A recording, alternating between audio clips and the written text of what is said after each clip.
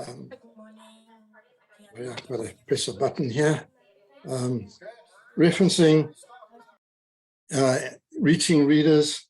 And for me, what was most interesting was the session on creative artifacts and whether or not they're research and how to actually evaluate them, and the complicated procedures that have been developed to try to recognize the work of those engaged in performance and visual disciplines.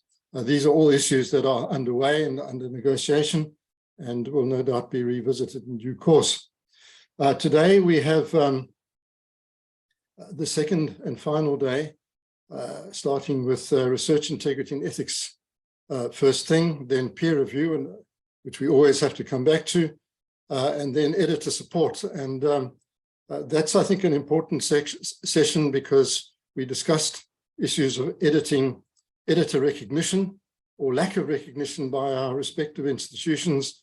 Last year, Philip had organized a session around editing as fun, which quickly moved into editing and recognition, performance management, and how to persuade our universities that this is a crucial component of our work. And today he will be reporting back further on that initiative with a statement that has been developed by him and his committee. And we do need to take these documents back to our universities and feed them into our schools and faculty boards and Senate. So let's get on with the scheduled work for the day.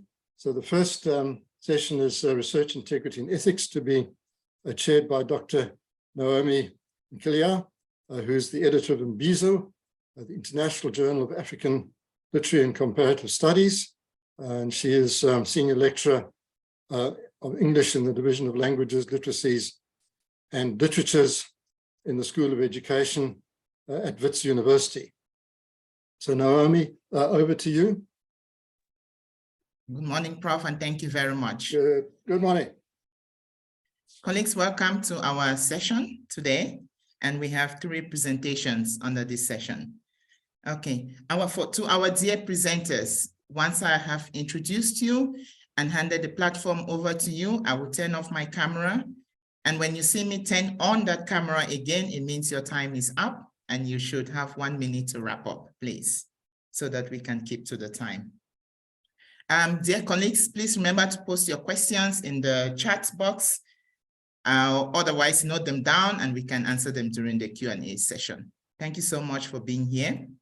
Our first speaker this morning is Dr. Pierre de Villiers, and he's going to talk to us on ethical considerations when publishing scholarly journals. Dr. Pierre de Villiers is the founder and executive chairman of AOCs, a South African publisher of scholarly journals and books since 2002.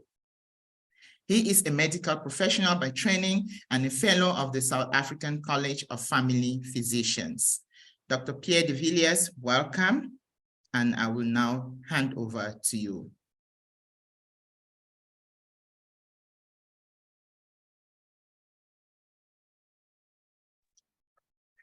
Good morning. I hope you can hear me. Yes, we can. Thank you. Thank you, Dr. Naomi. Right, so let me see if I can get my share screen on here.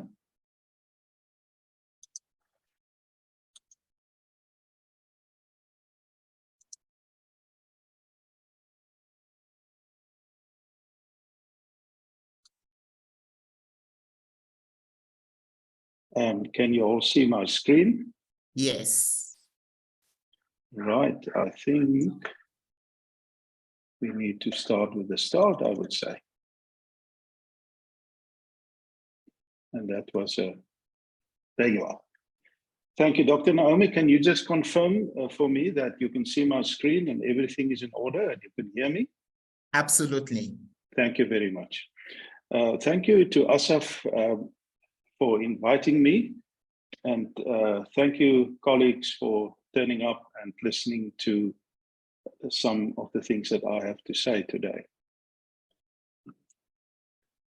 Just a brief perspective from where I'm coming from.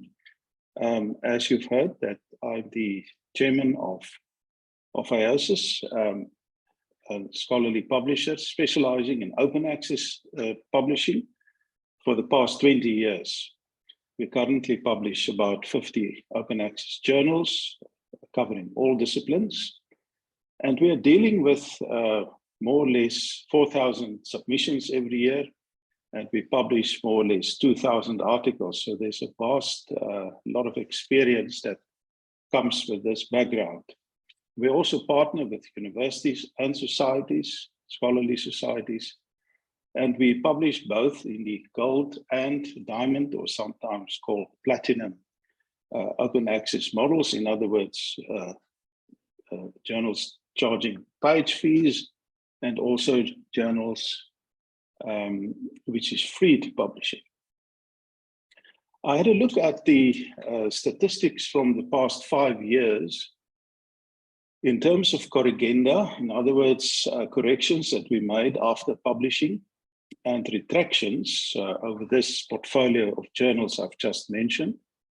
And it seems like a fairly stable picture over the past 5 years, except 2021, which is, in the words of Queen Elizabeth, an annus horribilis, if I may put it mildly. As you can see, the corrigenda was vastly up, and we also had 3 retractions, the first in a 5-year period.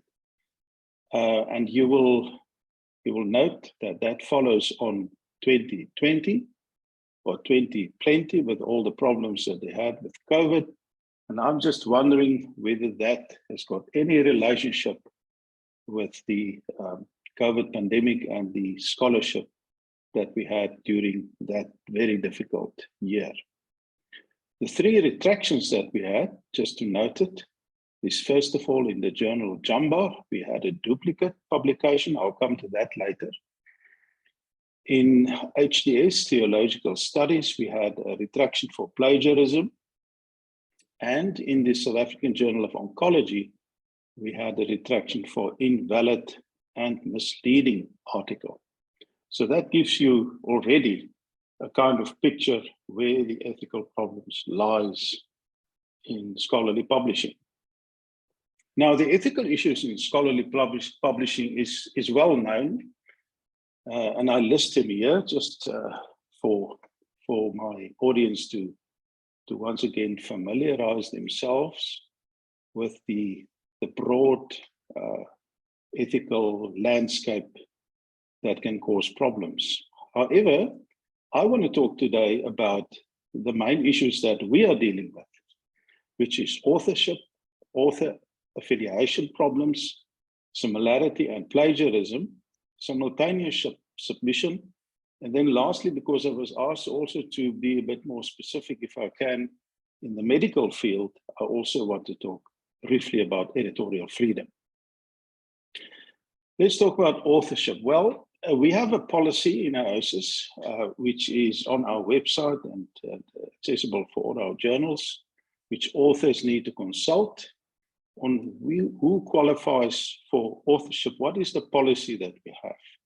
And you can all read that. Basically, it means that if anyone who's made a significant contribution must be listed as an author, and all the rest must be listed in acknowledgements.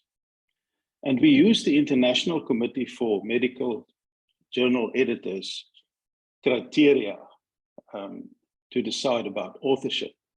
Now, there are 3 criteria that must be used, and all 3 goes together. In other words, the author must satisfy all 3 criteria. It's firstly about a substantial contribution. Secondly, preparing the manuscript, either drafting or revising it. And then lastly, that the author must be one of the people who approved the final version. And we require all authors to include in the manuscript a paragraph briefly summarizing the nature of contributions made by each of the authors. The problems we are dealing with is, first of all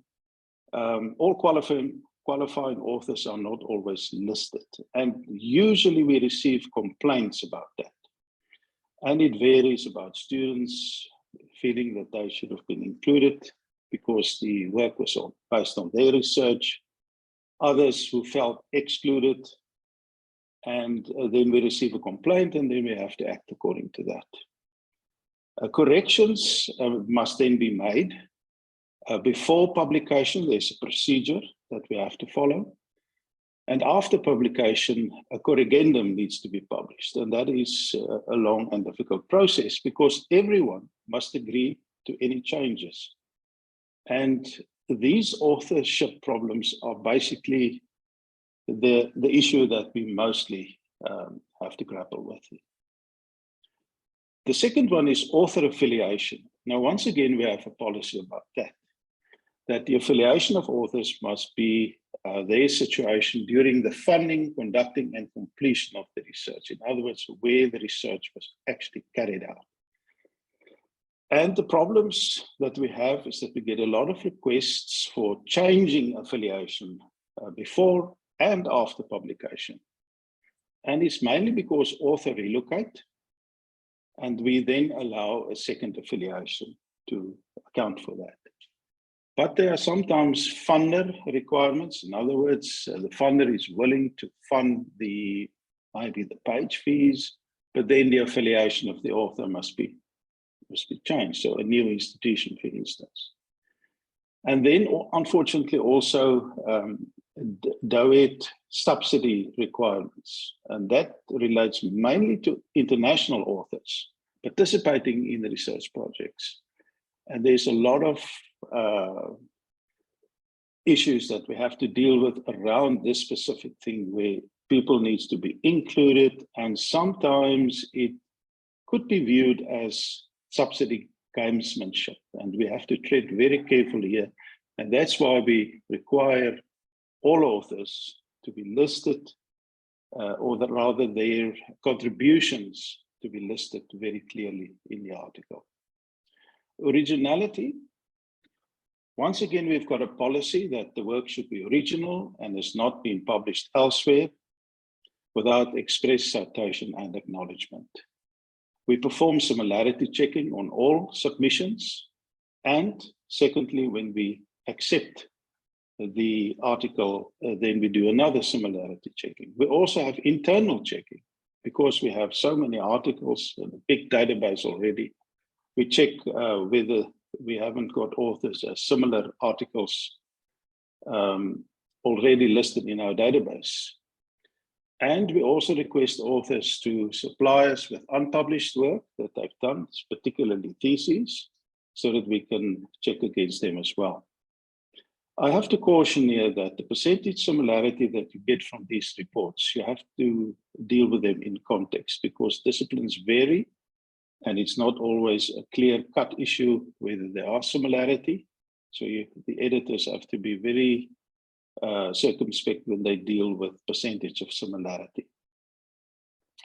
So the similarity problems that we have is obviously the high similarity index, which can mostly be corrected, and it stems from unpublished work, usually. Not proper citation, particularly own work of the authors, and not using inverted commas for direct quotes. If we have a case of plagiarism, that usually stems from a complaint from someone who discovered that they've been plagiarized. And that usually, if proven, leads to retraction. So that is a fairly serious situation. I just want to make a note here that institutions need to pay more attention to training of authors at the institutional level in writing skills. That can take care of a lot of these problems. Another thing that we deal with is simultaneous submission. And that is defined when the researcher chooses to approach several publishers with the same manuscript in a short period without waiting for acceptance or rejection. Now, why is this problematic? Well, it may lead to publication of the same research several times. That's a waste of reviewers' time, a waste of journal resources, and lastly, a breach of the submission agreement because most, if not all, publishers will require the author to state clearly that this is a unique manuscript not submitted elsewhere. And the sanction is usually rejection before publication and retraction after, like the one case that we had. Lastly, I want to conclude with editorial freedom.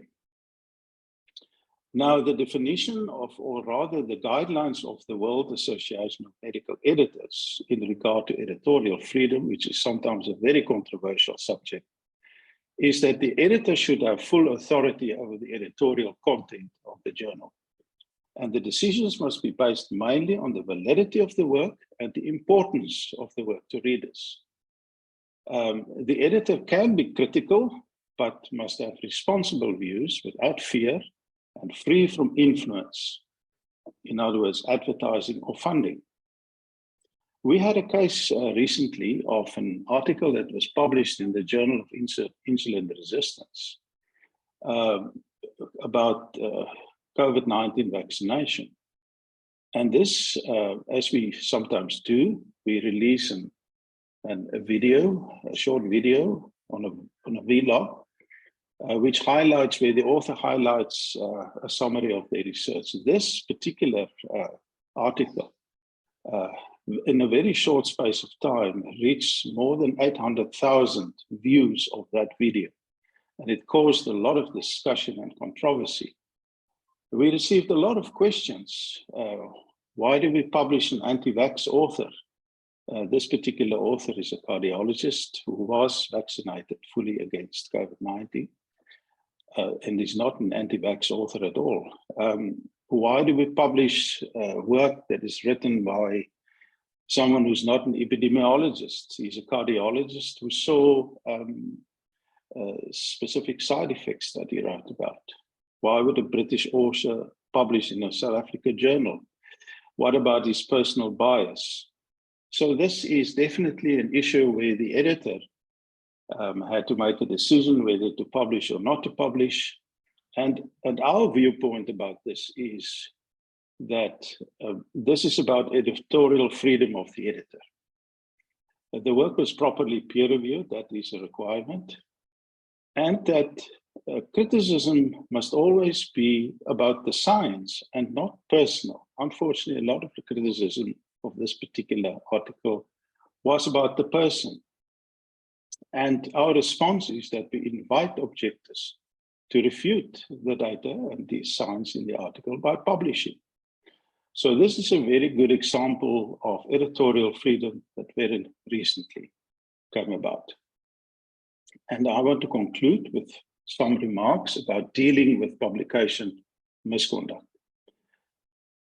First of all, journals must have clear policies for the journal about the type of misconduct and what the requirements are. Journals must always seek an explanation from the author before acting. That's the general rule. The editor's decision must, when they make their decision, they should involve the editorial board as for advice, and also use the Committee of Publication Ethics. All our journals are subscribed to COPE, to seek advice from COPE if the editorial board cannot make a decision. The remedy will usually be correction or retraction. And lastly, I want to emphasize, in serious cases, this should be reported to the institution so that the institution can deal with that. Thank you for your time. I hope that was useful to my audience. Thank you so much, Dr. Pierre. That was highly useful. Thank you, thank you, thank you. All right, and you were spot on with your time. Thank you very much. Thank you very much. All right, colleagues, we'll come back to the questions during the Q&A session. So I would like to look out for our next speaker, Dr. Janice Gouviers, who is going to talk to us on the topic, copyright transfer. Why is it such a big deal? Very interesting topic. Dr. Janice is a senior campaign manager for the future of scientific publishing projects at the International Science Council. She works in the areas of science diplomacy, emerging technologies, science advice, open science, and science communication. Dr. Janice, you are welcome. Thank you so much, Dr. Naomi, for that introduction. And it's a pleasure to be here. Of course, talking at the Editors Forum where, you've brought about, like Dr. Pierre brought about, a lot of issues with regard to ethics in publishing. I'm looking at a slightly different perspective here, looking at it from what the International Science Council looks at. And of course, trying to be the global voice of science in terms of looking at what is the problem with copyrights, particularly from early career researchers, looking at it more from why isn't copyright transfer such a big deal, or why isn't it made such a big deal? So therefore, I start off with just placing the context about science as a global public good. So when we look at science as a global public good, the International Science Council largely defines science as a public good. Now, what are these public goods? We're looking at the fourth quadrant here that's on the screen with regard to if we plot the rivalrous and non-rivalrous behavior. When I say rivalrous, I mean that its consumption reduces the availability for others. And on the other axis, I'm plotting excludable and non-excludable. That means, can a party be stopped from consuming it? So if we place this, public goods come in the fourth quadrant there. That is, it is non-rivalrous in one side. No matter how much of it you consume, it's not going to become less for the other. And it's something that you cannot deny another person. And science, when we say is a global public good, we believe that we cannot deny access to science. And when I say science, I'm talking about it in the broader sense of any scholarly material that's out there, particularly the ones that's funded by public research. So therefore, if you look at the definition of science, the core of it talks about it being reproducible on one hand and universal on the other. And both of these go against our traditional definition of copyrights, because copyrights is trying to restrict the material that's available there from access, which in turn prevents the reproducibility. And of course, it stops the universality of knowledge in itself. So therefore, it is non-excludable, as I said, and it is non-rivalrous.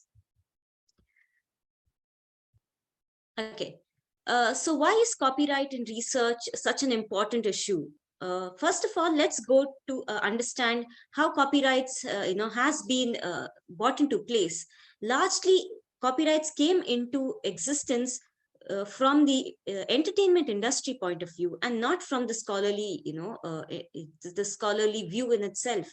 So therefore, are we sure that this is a place that the copyrights which has been defined for a different industry altogether is being made to fit into something that is supposed to be a global public good?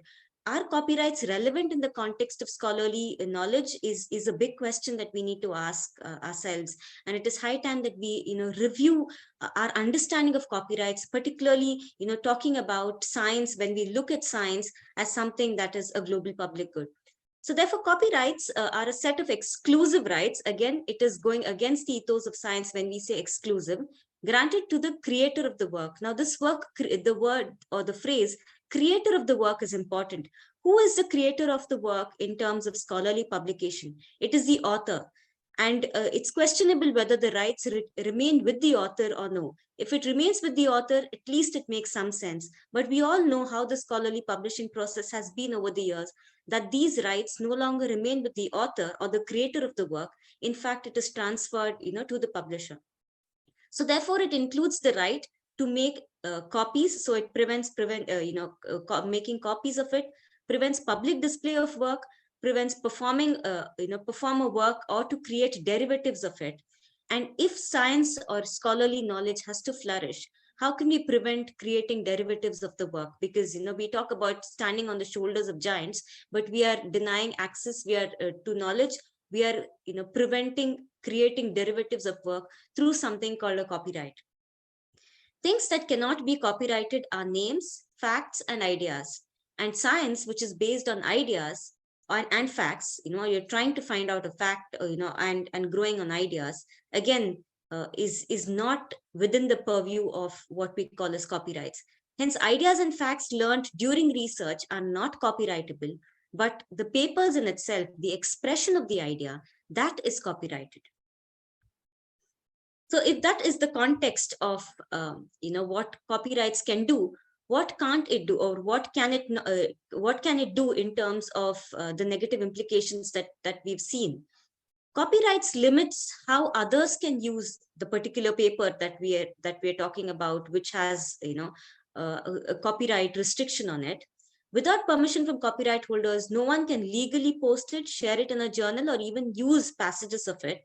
Of course, we talk about the fair exemption to the exclusive rights the copywriter may hold, but that is still to short passages of it and does not prevent the creation of derivative works in itself. So therefore, copyright, like any other property, you can license it to others, you can use a copyrighted work, or you can sell it or even give it away. And this is why it has become problematic for the scientific community, or for the betterment of the scientific community, because this is where the copyrights are being transferred and it is no longer held with what we call as the creator of the work, who is the author in picture here. Scholarly publishing, a lot of it would have been said. We've heard a lot of it, in the past 20 years at least. There's so much being spoken about how it is a sad story and so on.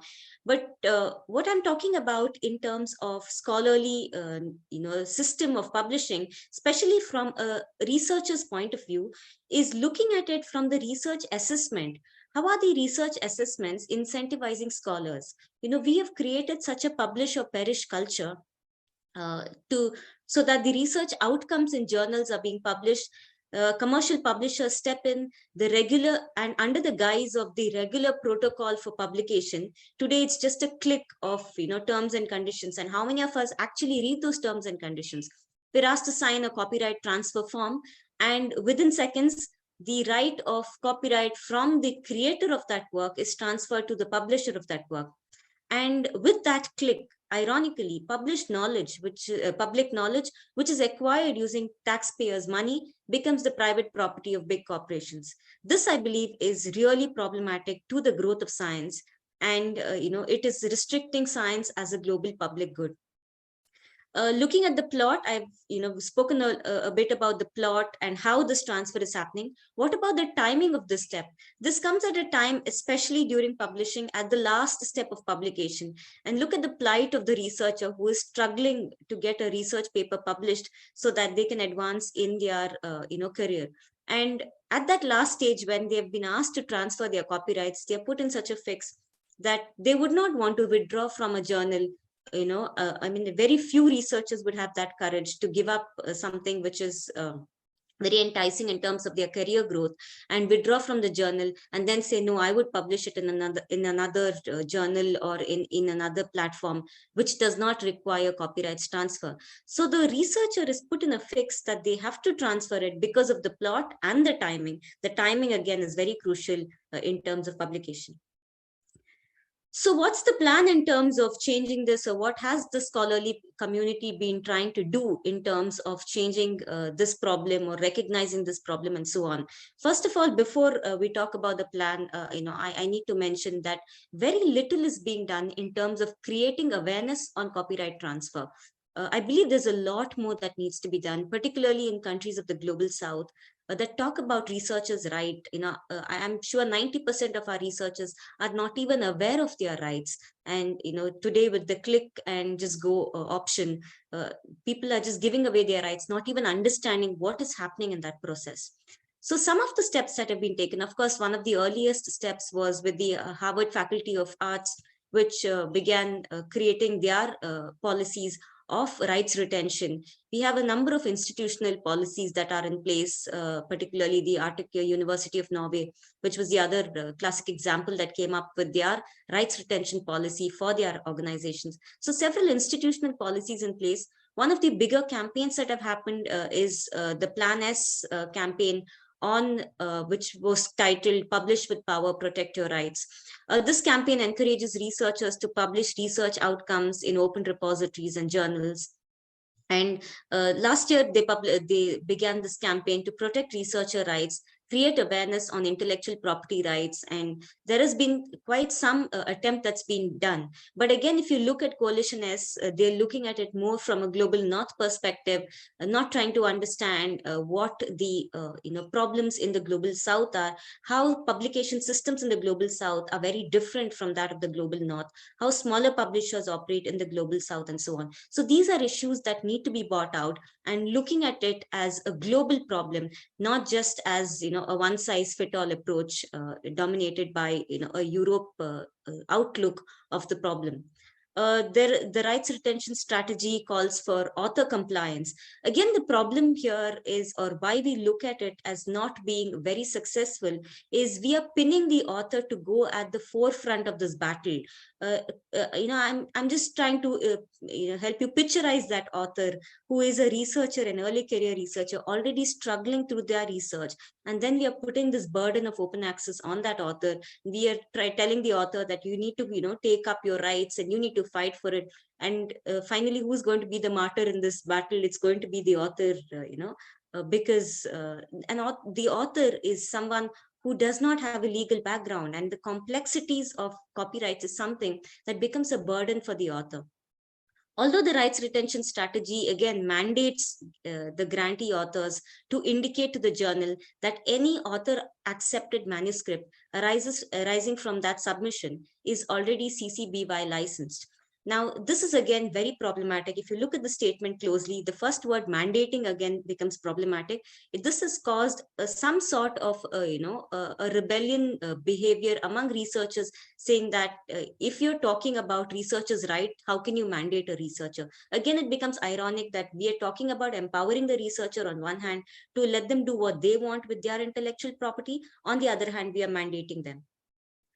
So therefore, this is the other problem is the CC BY license in itself, because CC BY license, has been misused in several cases where publicly funded research, which has been, given a CC BY license without any kind of derivative in or non-commercial derivative, has been used later for commercial purposes by, by commercial entities. So therefore, we need to look at these issues of copyrights also when we are talking about asking authors and researchers to publish, in terms of saying that, you need to publish with the CC BY license in itself. A few other campaigns that are worth mentioning is by Spark, and they largely look at creating awareness again. But are these enough is the big question that needs to be asked. So what's the problem with several of these campaigns or awareness strategies? One is all of them are, or most of them are Europe-led and not representative of the global South. The deterrent again is the complexity of the legal framework that we're putting authors, we're putting researchers in, let's say, basic science or some kind of arts who are trying to understand their subject, and again imposing legal complexities on them. Would be too much of a take for a researcher struggling to get their papers out there or their research outputs out. Author-led copyright negotiation is not going to be the solution, because an author cannot be made to fight the battle alone. There's a lot of administrative and legal burden. The author addendum was one of the proposed methods to fight this, but then we've seen how with the click and go method, you are not able to manipulate, you are not able to change the transfer form. You just need to click yes or no, and therefore the author addendum has become largely redundant. The CC licenses, we know of the 6 type of licenses. The BY license without any derivative is problematic because it allows all other than all public domain dedications require just an attribution, which this means that the licenses begin with BY modifier can be used later on. And again, we do not know if it is being used for commercial purposes. The last, point that I need to talk about is how we or our systems have been criminalizing information sharing. 2 classic examples I would like to mention here is, you might have heard of Diego Gomez. In 2014, he was a researcher who came across another master's thesis on amphibians, and he thought it was very interesting. Why not share it with the research community? He shared it on a non-commercial platform at that time on Scribd, and shared it with giving citation to the author. But the author, found out that Gomez had derived him of economic and related rights. Although Gomez had not made any profit out of this, he had just put it out for the scholarly community to know. Gomez was prosecuted in 2014 and given a sentence of 8 years. Imagine that somebody's intention of just spreading some interesting material online could result him in a sentence of 8 years, and how terrifying it could have been for a researcher. Luckily, with legal help, he was acquitted in 2017. But imagine for 3 years, the struggle of the researcher. The International Association on Scientific, Technical, and Medical Publishers has now created something called How Can I Share It site to advise researchers on sharing within the existing guidelines. I couldn't end my talk without remembering Aaron Swartz. Could call him a martyr of the copyrights movement, or call him a victim of our copyright system. At the age of 26, Aaron Swartz was what he called a hacktivist, and he downloaded the thousands of files from the MIT server, and he was sentenced for 35. He would have been sentenced if he would have remained back there for 35 years in prison, and almost 13 charges of felony by the US, the MIT police. He couldn't take too much of it. After about 2 years of struggling through many of these cases, he finally lost his life because of the kind of pressure that was bogged down on him. We have also seen cases of, today we look at the way people who have been trying to open up the system are being criminalized. We have the example of Alexander El-Bakir, who is again serving several cases in different countries. Are we criminalizing them, or is our system at fault in itself, is something that we need to question. I would like to conclude with a little poem that I wrote for all the authors and researchers, saying, "Dear authors, the copyright is yours to retain. Beware ignorance you cannot blame. Profiteering in the name of publishing, big businesses are indeed flourishing. Think again before you sign the transfer form. Donating intellectual property is not the norm. To bring about change, here is a strategy. Deposit your manuscript in an open access repository. It's not easy, but familiarity vanquishes fright. Publish with power, protect your right. A revolution while abiding by the law. Yes, it's true. Don't drop your jaw." So with that, I would like to conclude the talk. I hope I have been within time. Thank you so much, Dr. Janice. I think that poem will stay with us for a very long time. Thank you, thank you, thank you. Thank you very much. Okay. Colleagues, I hope you have those questions and comments ready in a bit. Now we're going to move on to our third presentation by Professor Betty Mubangizi. And the title of her talk is Ethical Standards in Publishing. Professor Mubangizi is a full professor of public administration and governance. She holds the research chair in sustainable rural livelihoods in the University of KwaZulu-Natal School of Management, IT and Governance, where she previously served as dean and head of school. Her research interest falls in the broad areas of decentralization, rural livelihoods, and rural local governance. Professor Betty, we are ready to listen to you. Thank you so much for being here. Thank you very much, Dr. Nkiala. Can you please confirm if all is in order? I've already shared my screen. Absolutely, we can see everything. All right, thank you very much, Chair, and good morning, colleagues. Thank you for coming to listen in. I'm going to talk to you about the broad topic of ethical standards in academic publishing. And the way I'm going to go about it is that I'll first place it in the context of, what ethical standards are and why they are unique in the context of academic publishing. And then I'll also speak to you about the various segments in the publication process where ethical issues could be a problem and how one should deal with them. And then lastly, I'm going to pose a question as to what that means for editors and what we can take out of all this. To start with,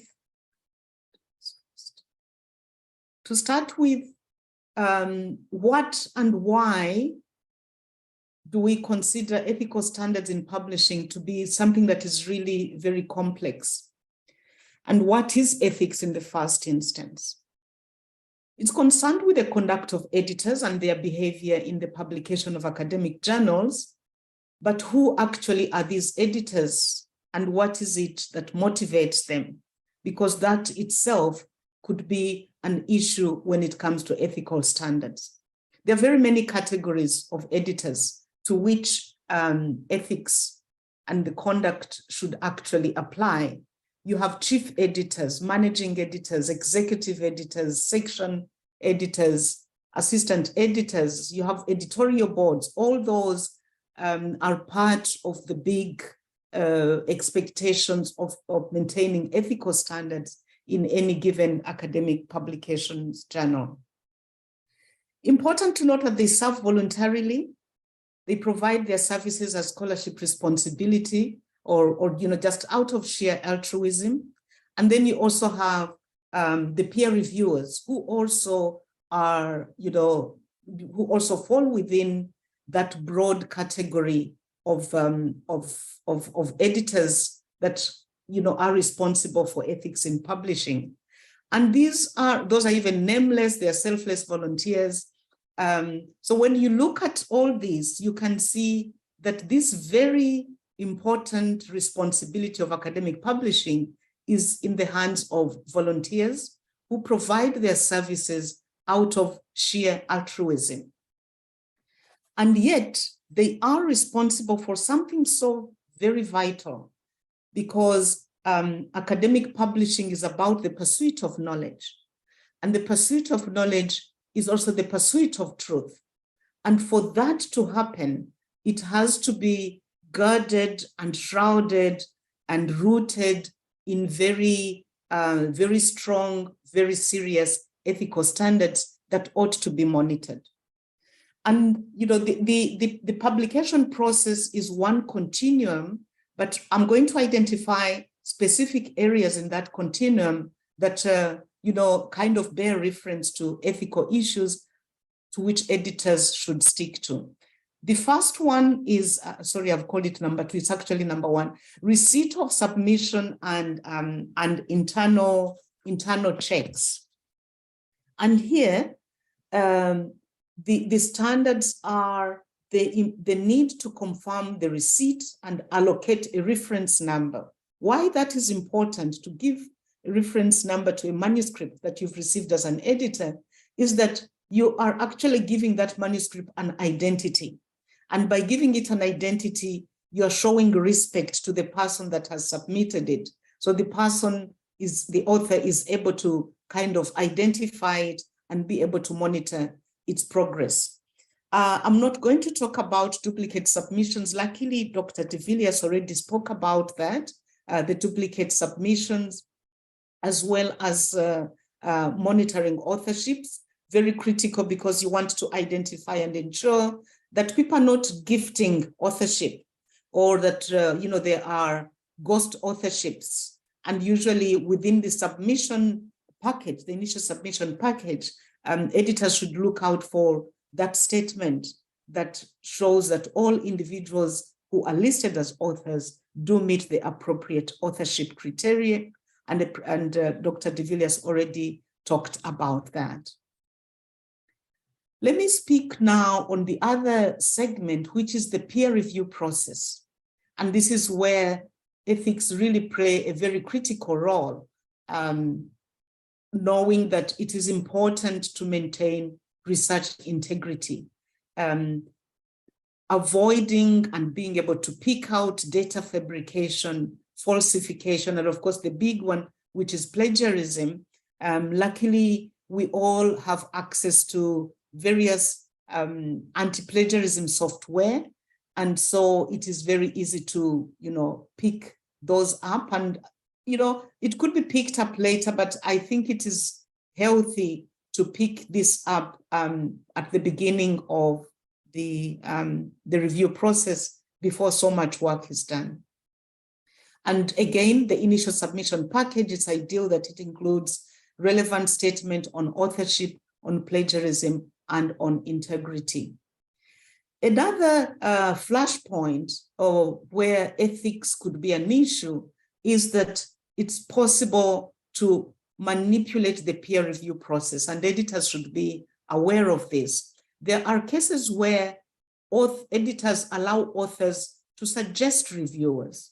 And yeah, because obviously we do run out of reviews, and sometimes one does suggest reviewers in a similar way that that postgraduate supervisors will suggest somebody to examine a thesis of their student. So they don't know who is chosen to ultimately do the examination, but they do give, you know, a list from which people might choose out from. So the same applies to editing. Some editors allow that the authors suggest a list of reviewers, and of course, when the editor picks, the author will not know who has been reviewed. But it is possible, it's important to be aware that authors can actually manipulate that, where they give their friends, and you know, you're going to pick from their friends or people that know them or colleagues, and perhaps give them different email addresses that are not institutional affiliated, so that it's very difficult for you to pick out who is a compromised reviewer. It's also possible that the blind review principle could be compromised. And there are many ways this can happen, sometimes out of oversight. You do know that these days we are using, the reviewers might be using the MS track change facility, and that might compromise the review process in that the author or the editor or the reviewer might forget to anonymize those reviews and comments. And in that way, obviously, then the blind review principle is compromised. Substitution of a manuscript at the resubmission stage. I just read about this recently, and I didn't know it could happen, but well, it has happened, where after a proper review has happened, the person does not submit the same article. Instead, they submit a much weaker and much lighter article so that they save the good one for another journal. It sounded very odd, it sounded far-fetched, but when it comes to integrity, I think there are no bounds as to what some people can do. So it is something that maybe people should, other editors should consider. The timeliness of the peer review process and publication of papers, very important. Remember, editors are dealing with work of academics that have put so much effort into it, and keeping a manuscript for months on end without response and without publishing them is really very unethical, and something that editors should look out for. The quality of the peer, it's important to review what the reviewers are saying, and ignore defamatory reviews, ignore rude reviews, knowing that the peer review process is also a developmental process, and you don't want to break the confidence of reviewers, of academics, especially the emerging academics. So the review process should really be very supportive and not defamatory or rude. Then on the issue of the decision on whether to reject or revisions and resubmissions, we also think that the value and importance of ensuring fairness and minimizing bias is really critical. So that once, of course, the editor does have the freedom to reject an article based on intellectual content, but we want to also make sure that as editors, we avoid bias we avoid bias based on race, on ethnicity, on gender, sexual orientation, religious beliefs. There's a lot that can come through an article that might not be in line with the editor's value system. And as an editor, it's important that bias is minimized as much as possible and fairness is really upheld and ensured. It's important to clarify the type of review and stick to it. Is it a blind review? Make sure it sticks to the blind review. Is it a double blind review or is it a single blind review? Somebody did a research on this and found that 71% of academics rated the double blind review as more effective, and 52% thought a single blind review was effective, while the least popular method was that of open review, where a reviewer knows who they are reviewing and also that person being reviewed knows who is reviewing them. So whatever it is, I think that double blind review and single blind review, which is what most journals use, whatever it is, it's important that one sticks to it for integrity purposes. There also ethical issues can also arise post-publication. And here the ethical areas are for editors to publish errata. And this happened when errors might affect the interpretation of the data or the information of the work being published. So whatever it is that is causing the error, whether it is arising from the author's errors, or it could also be arising from editorial mishaps, publishing errata is also ethical with good reason. Just as publishing retractions is also an ethical standard that editors ought to adhere to, if the work is proven to be fraudulent, or if someone has expressed concerns. And of course, there's a process to follow before retractions are made, as long as they are well-founded and based on clear misconduct that has gone through a very intense and objective review process. It also happens that a change of authorship request can happen post-publication. Yes, I did indicate that identifying authors at the beginning is valuable and very critical, and you go through a lengthy process, but mishaps do happen. And some genuine requests can be made post-publication. And I think it is ethical for editors to allow that with reason and having followed a particular process. Before I end, before I get to my last slide, I want to point out the user-friendly flowcharts and information graphics that are designed to help editors follow the best ethical processes in publishing. You will find the flowcharts of the Committee on Publication Ethics extremely valuable. They are user-friendly and they give you advice on what to do should any unethical matter crop up, either during the review process or post the review process. Now, in conclusion, what does all this mean for us as editors?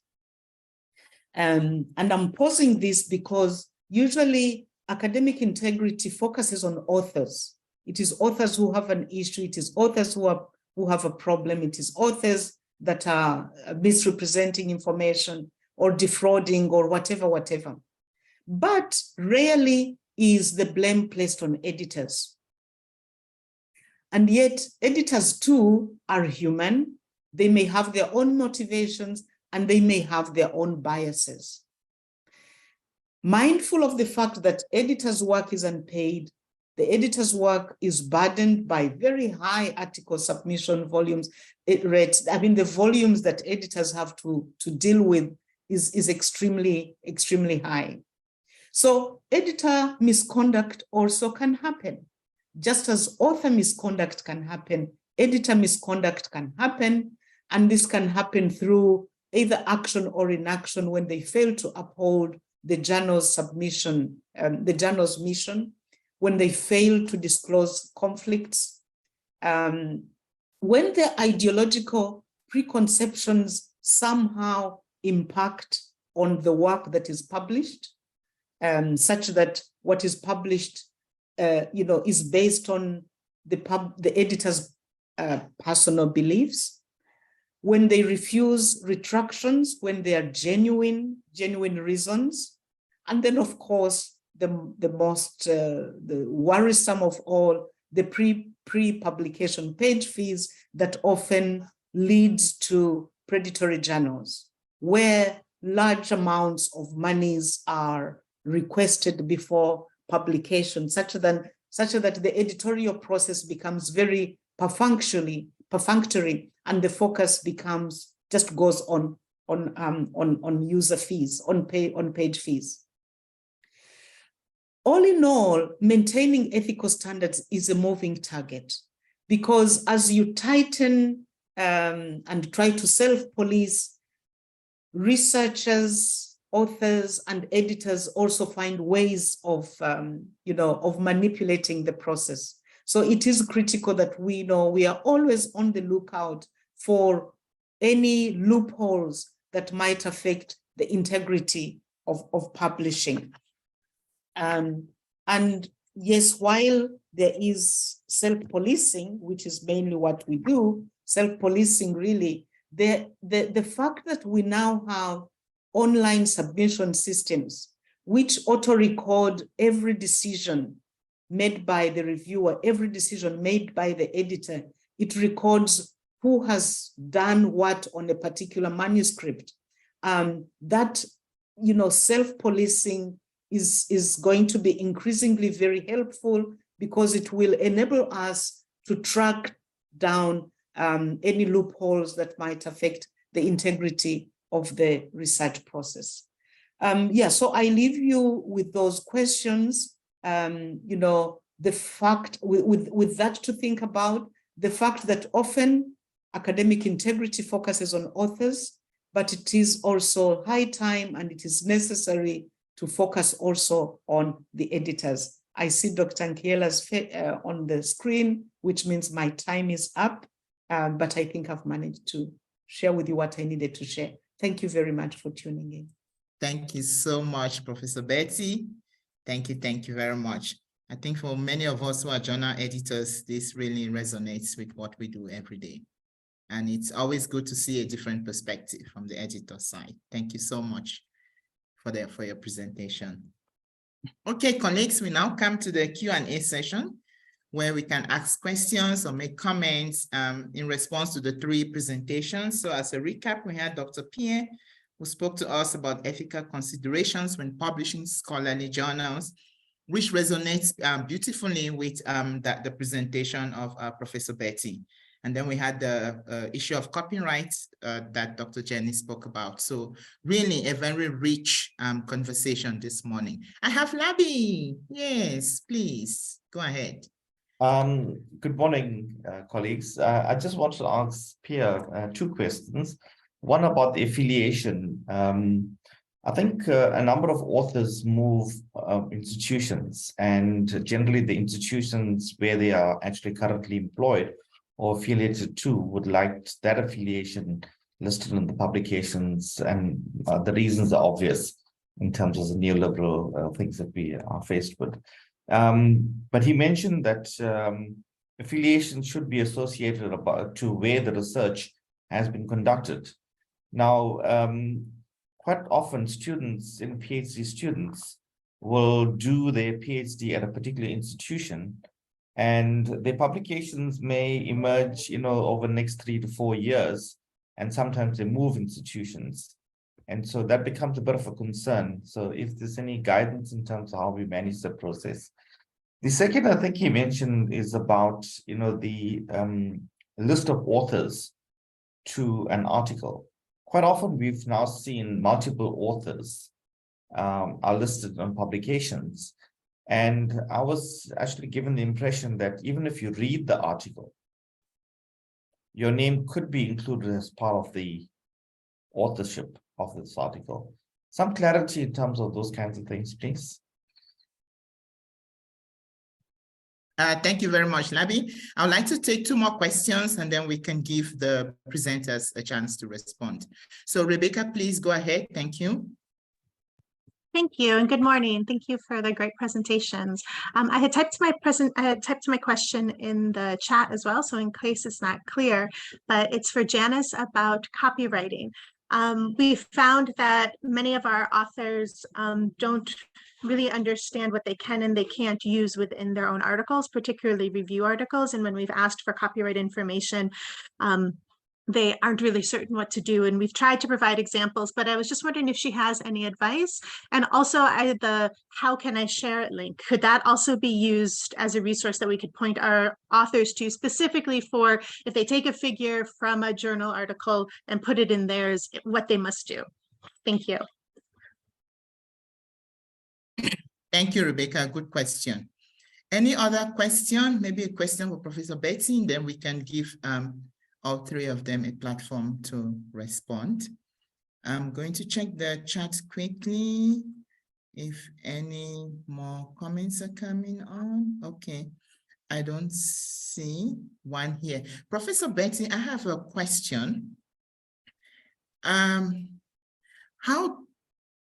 what you're saying is very important, but how do we also make sure that we maintain ethical standards in an instance where we're dealing with harassment from authors?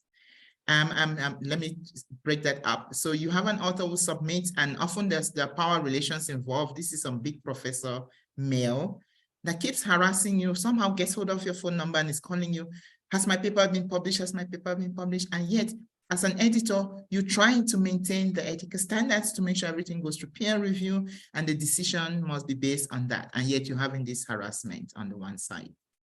How does one deal with that? So that's a question for you. I'm going to start with Dr. Pierre. Please give your response and then we'll move to Janice. Thank you very much. And thank you for the question. All right, so it's a 2-part question. The first one is relating to authors moving and what affiliations should they then use. And as I said that, but maybe it didn't come clearly across. In that instance, we advise that a second affiliation is added to the author's name.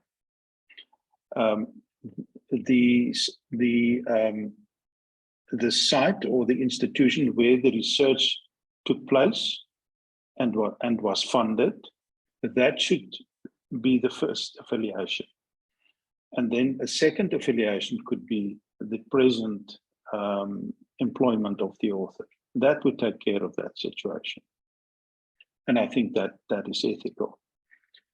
Secondly, the second part of the question relates to who then qualifies as an author. And should someone qualify as an author if they simply read the final paper and approve the final paper? I think that was the question. As I said, we use the International Committee for Journal Editors, Medical Journal Editors criteria. There are 3 criteria, which I've shown a slide on that. And it's important to note that only one of those 3 criteria is where the person approved the final version of the paper. But that is not enough. In order to be an author, you need to meet all 3 criteria. In others, you need to have been involved in either the conception of the paper, the collection of data, or the use of the data, the analysis of the data. And also in the drafting or revision of the manuscript. So all 3 criteria must be met from an ethical perspective to be an author. And I think this is something that is definitely being misused by people. I want to end off by posing a question to one of my co-presenters. Janice.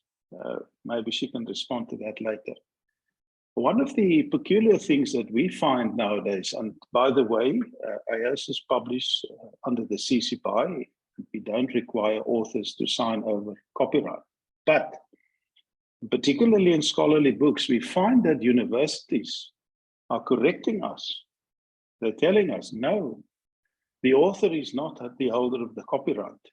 The university is the holder of the copyright. And that must be corrected. And I suspect, I've got a suspicion, that they do that for commercial reasons.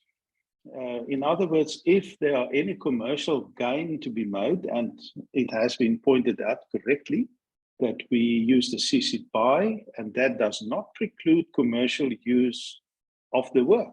So if the university want to make commercial use of the work, then they are keeping their options open. So I would like her to comment on that, because that is a problem that we are dealing more and more nowadays with. Thank you very much. Thank you so much, Dr. Pierre.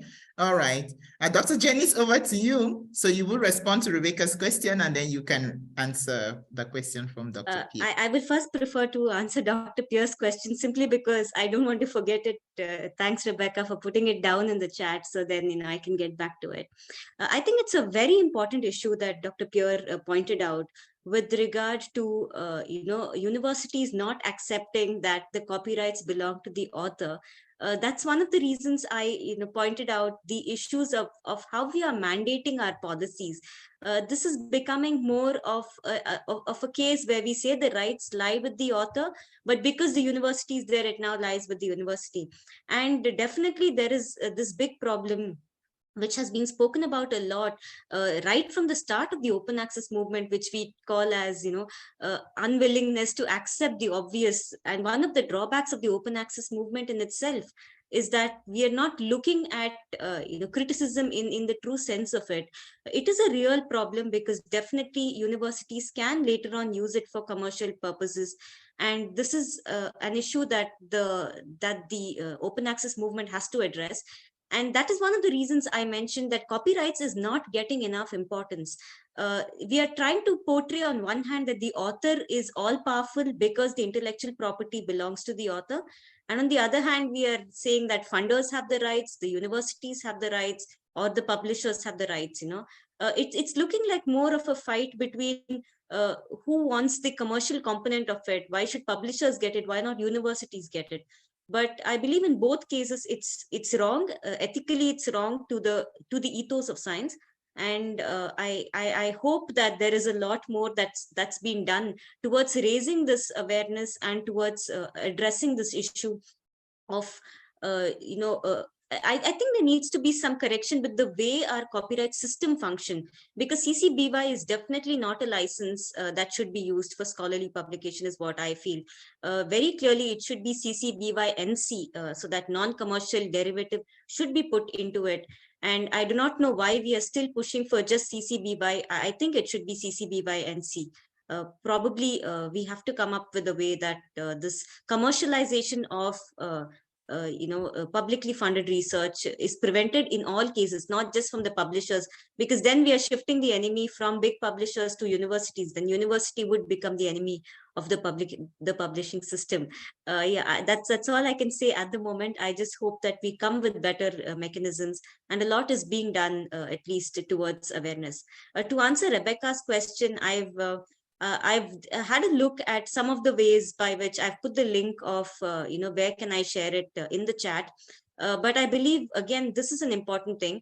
Rebecca, I am sure your students would be aware that if they copy, let's say, an article from a paper and put it into a review, technically, the copyrights are not with the author of the paper, so they need to get the permission from the review, from the publisher. Which I do not know how much of it happens, because I've heard a lot of cases where publishers do not give you the right to even paste the article. But going by how FAIR has been promoted so long, I have not heard of a case where the publisher has penalized, for writing or copying a figure from the paper. I think the way we can deal with it as researchers is by putting out manuscripts as in preprints. So then, preprint could have the same figures, and then the figure could go into into the review. These are awareness issues that need to be there right at the start of the PhD program. The coursework that's there needs to have a critical component of author issues, copyrights issues, and open access issues. Maybe that's the way we need to tackle it. But it's a huge problem, even though it looks like one component of it. It is a problem at different levels of our scholarly publishing. Yeah, that's what I would like to add. Thank you.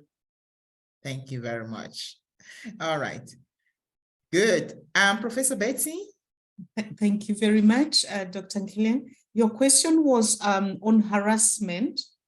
I've been lucky, I've not experienced any harassment, but knowing, earlier I said that authors put a lot of work and effort into their manuscripts before they submit them. But apart from that, there's a lot of emotions that is really vested in these manuscripts. So I can understand the frustration on the part of authors when there is a delay or when there is a rejection. It is perfectly understandable. And how the editor would handle it is, well, it is easy if it is an online journal system, because they are able to follow the process and the stage at which the journal is. If it's still at the review stage, they will know it is at the review stage. But if a journal is not yet on the online system, I think a simple response to the effect that the review process is still underway is enough. One thing you don't want to do is to engage in a discussion with the authors, because that is then unethical. You're engaging in a process that could very easily manipulate the review system, the review process, and you don't want to do that.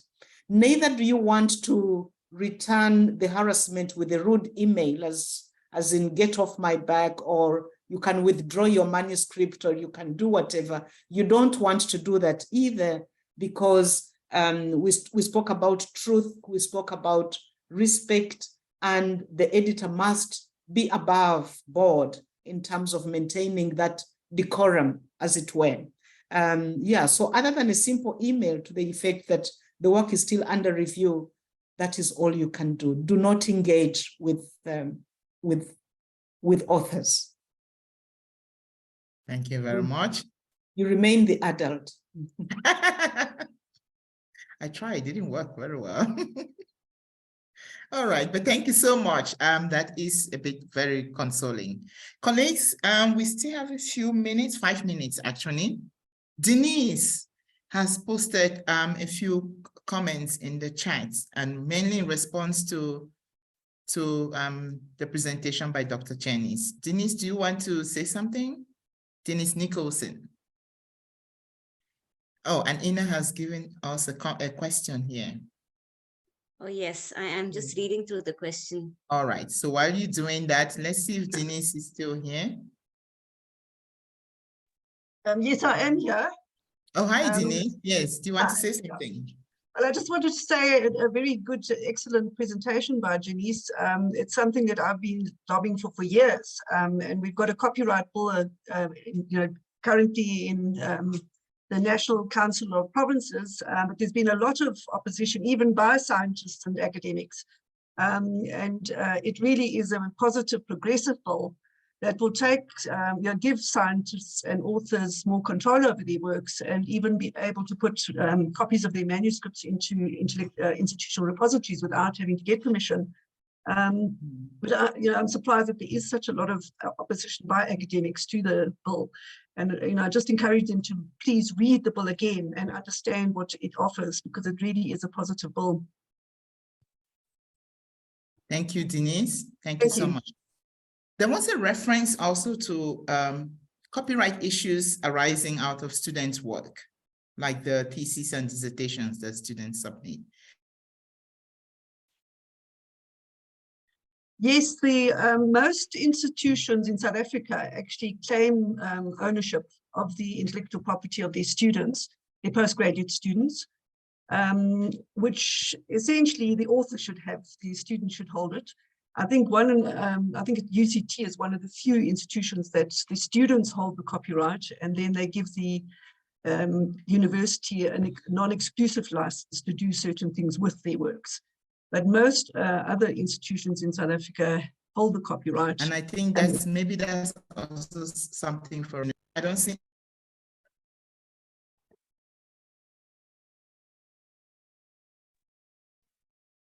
I'm sorry about that. Looks like the dreaded load shedding, but it's not. Okay. Do we have any other question for our three presenters? Yeah, I think I would just like to respond to the comment put by Ina on the chat regarding, how the CCBY-NC is also not the solution to the problem at hand. But I believe, this is the reason that when we bring into place a system that's not meant for science or scientific community, that we're using copyrights to kind of, police the scientific community, if I can put it that way. This is how two different, that can't be the solution to the problem. It's very pertinent that you brought this up. I think this is also an issue again that the scientific community should raise together, like by looking at the amount of the number of universities that are claiming credit for the research that's being done by the scientists.